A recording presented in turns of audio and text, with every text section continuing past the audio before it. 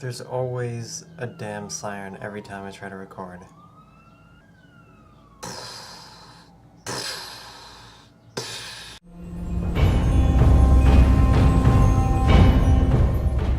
Hey Growlithe fans, it's me again, Vixelinus, with another subscriber questions and answers video. I've gathered 4 questions today that I've gotten recently in YouTube comments and also emails that I thought would be helpful to answer for everyone out there. And before we get started, I'd like to encourage anyone that has a question out there, either about writing and creativity, about the Growlithe series, my material, or about me personally, to contact me via email at victor.salinas@growlithe.com. You can also leave a comment in this video. I'll put my email address in the video description and also in the video itself. I do answer everyone's email that comes into me. I get a lot of emails every week. I do answer all of them personally. And if I think it's a really good question that a lot of other people can benefit from, I'll put it in one of these videos that I do periodically. Once I get enough questions that I want to do. So again, email me directly or leave a comment in this video and I'll get right back to you. And also I just noticed that I've worn this, I think, in 1 or 2 other Q&A videos before. I'm gonna now call this my Q&A hoodie. I guess it's kind of comforting. It makes me feel like I can answer questions better. I don't know, it kind of works out. So the first question comes from Caleb, and Caleb asks, do you think having multiple perspectives throughout the story is bad? I have my protagonist and his group as one third-person perspective as well as my main villain, and I alternate between them every few chapters. Am I dividing my story too thin, or is it good to develop both groups? Now Caleb, this is something that can really work both ways. I hate to sound always vague in a lot of these answers that I give, but again, that's a stylistic choice that you have to decide on as the writer, is what you feel comfortable with and what you think fits the story very well. Me personally, in the Growlithe books, if you've read them, they do alternate between several protagonists and antagonists. In the first one, you follow, I want to say, 5 or 6 characters. Correct me if I'm wrong. I feel kind of embarrassed that I don't know the exact answer. But you know, there are essentially one main protagonist and then several antagonists, and every chapter alternates protagonist, antagonist, protagonist, antagonist, and sometimes the antagonist is a different one. And I personally like that. I got that from a lot of sci-fi books that I read. And when you do that, to me it kind of feels more like a movie. I like to write things as if they were a movie, so the scenes transition very quickly, very fluidly, and you get both sides. And for some people that can spoil the fun. Like, I don't want to know what the villains are doing. I want the hero to stumble upon it and find out for themselves exactly what's going on.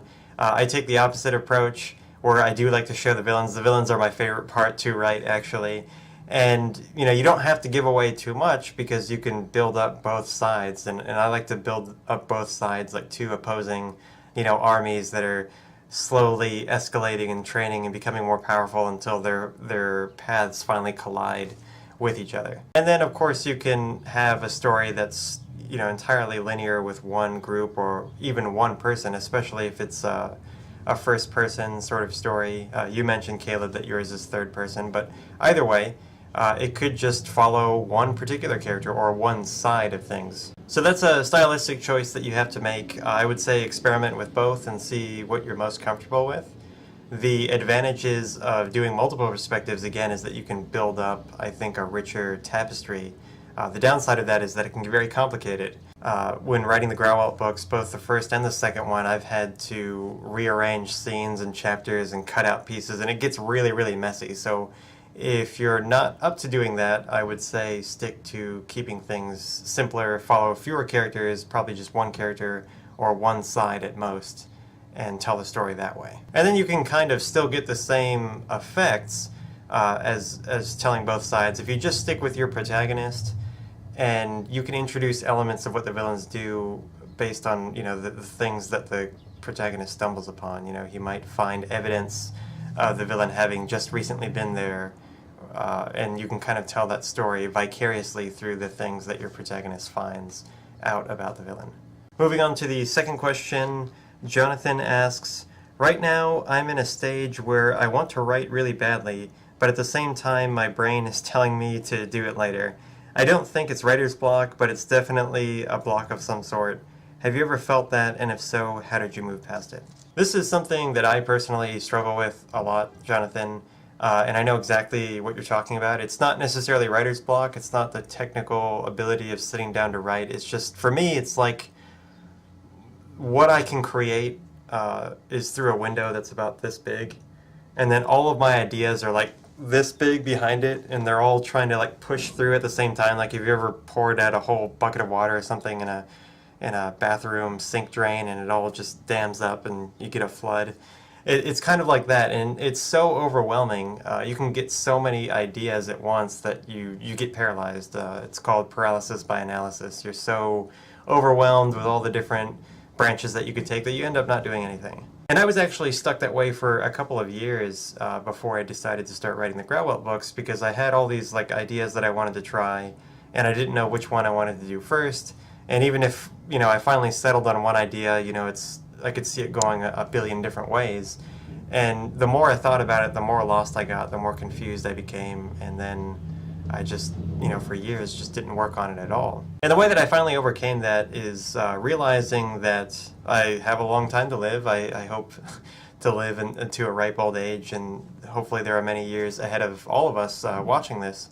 And so it's important to just try to work on something even small to get it done. So I figured, I have a lot of time. I can work on a lot of different ideas. I do want to start something now. And more specifically, the way I overcome that, Jonathan, is if I want to try a new idea and I'm just overwhelmed with all the possibilities, I just sit down and just write something along those lines. I tell myself that this isn't going to be the final draft. Just sit down and mess around with it. Maybe you just create a short story that doesn't go anywhere, but at least you try that idea out. There have been so many times that I've written a short story that's totally unrelated to a book that I'm going to write, and I may never use any of those concepts, but then again, I may kind of revive a couple of those scenes, or maybe a piece of dialogue, or just a little anecdote that will come later. But it's more important that you write anyway, even if you're not going to use what you end up writing. Writing is just like anything else. I liken it to running a lot. I mean, you got to stay the course. You got to work out continuously. You have to exercise your creative muscle, or it will become weak and disappear. So really, that's kind of like a walk it off piece of advice. If you have writer's block, or a creative block, you're overwhelmed by so many things that you want to do, just do a little bit. Just do anything. Any amount of work is going to be better than doing nothing, even if that work ends up not being usable in the end. It will, I can tell you for absolute certain, Jonathan, it will kind of lubricate the gears. And, there have been so many times personally that I've worked on something just because I needed to work on something, and that what I was working on, like a short story, ended up not being what I went on to do later, but it got me thinking about it. As long as I stay in practice, those cogs will always be churning, and you'll eventually come up with something. Okay, on to our third question out of 4. Ahmed asks, how do you know you are ready to write a book? Ahmed, I really like this question. No one has ever asked me this before, and I don't think I've ever even asked myself this before. It's not really something that I decided I was necessarily ready to do, which is kind of bad looking back on it. I guess I probably should have thought about that at some point as to whether I was actually ready to do that or not.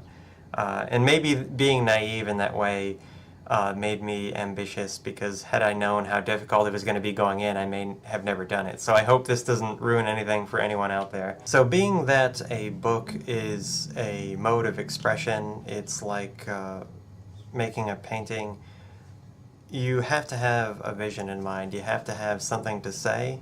You have to have a point to get across. You have to have a story that needs to be told. So Ahmed, you'll know when you're ready when you have something to say.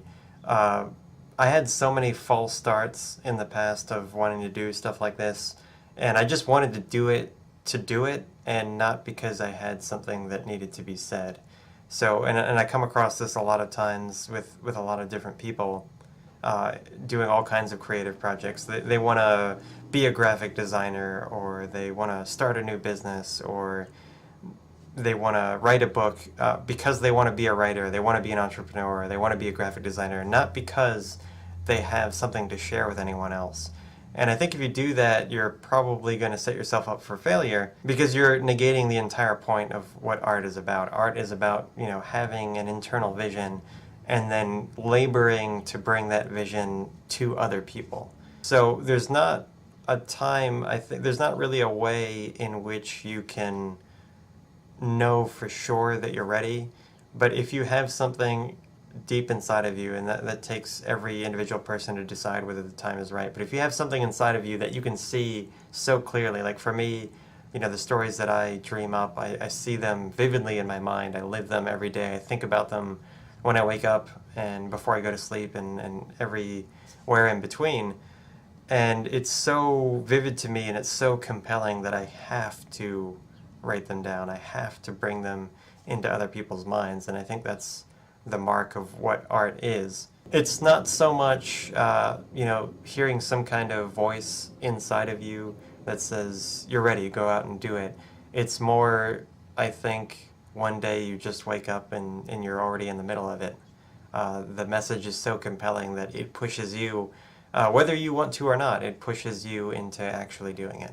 Okay, our final question today comes from Angie, and Angie asks, do you think YA is an easier audience than adults? I definitely would not say that, Angie. I would not say that it's easier. A lot of people, and I don't mean to sound like one of those guys, but a lot of young adult literature that I read seems like the authors take that fact for granted. They think that it is easier, or they underestimate the intelligence of young adult readers.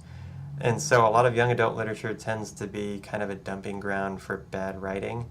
And they think, oh, well, they're kids. They don't know the difference between what's good and what's bad. And that's one of the things that really made me compelled to work in young adult for Grauwelt, to kind of take like those serious, dark concepts and make them accessible to like a teenage audience, let's say, teenage, early 20s, is because the quality of a lot of the big names, and again, I'm not going to name names, a lot of the big names out there in young adult literature, they kind of are insulting. If I was 15 or 16 years old reading those books, and certainly now as I'm older, but knowing that that was intended for me, and I read them, I would feel insulted. I would feel insulted because the author's underestimating my intelligence, because they do, I think that, oh, it's young adults, so it's easier. I don't have to put as much effort into doing this as I would for adults because the audience isn't as discerning. And I entirely disagree with that. I think we can all think back to when we were teenagers. Maybe we're not the wisest people on the face of the earth, but I definitely think that kids are very smart, and they're getting smarter all the time. I consider myself kind of old now, in my late 20s. And, the kids coming up these days, 13, 14, 15 years old, they know more about gadgets and technology and things than I did at that age. And it's kind of a struggle for someone my age to try to keep up with that sort of thing. So I think kids are getting smarter, and the craft of being a young adult author is always getting a little harder, which I think is a good thing. It keeps us on our toes. That's where advancement in technology and art comes from, is that there's always another challenge. But I would say, to add to that, Angie, that every audience is different, so I wouldn't say necessarily that every audience can be lined up as kind of from easiest to hardest, but it's a matter of understanding who that audience is and giving that audience what they want. So adults expect one thing, and generally, maybe, in different genres, they're going to have different expectations, and then young adults in different genres are going to have different expectations. Now, of course, there's a lot of overlap. I've always read a lot of adult fiction, even when I was a young adult, and now that I'm an adult, I read some young adult things, and I know that happens everywhere and with everybody. So there is a lot of overlap, and you can't really account for that, but you need to think about who your prime target is, who your audience is, and write specifically for that person. So that wraps up this Q&A video. Once again, I'd like to invite everyone watching to ask me your questions, either about writing and creativity, about me personally, or my work in the Grauwelt series or elsewhere. You can email me directly at victor.salinas@grauwelt.com. I'll put my email address in the video itself and also in the video description. And you can also ask me your questions in the comments. I get a lot of questions in the comments, and I definitely will answer them. Again, I do answer every email and every comment that I get. I don't always feature all of them in these Q&A videos, but if the question I think will help a lot of other people based on what I know from what I get from them, then I will do it in one of these videos. But I don't want to discourage anyone to think, oh, well, my question's not good enough. If you have a question and you think that I can help you in some way, or you want to just ask me a question, I will always, I promise, always, always, always answer you. Don't forget to rate and share this video if you liked it, and subscribe to the Growl channel. I'll talk to you guys next time. Bye.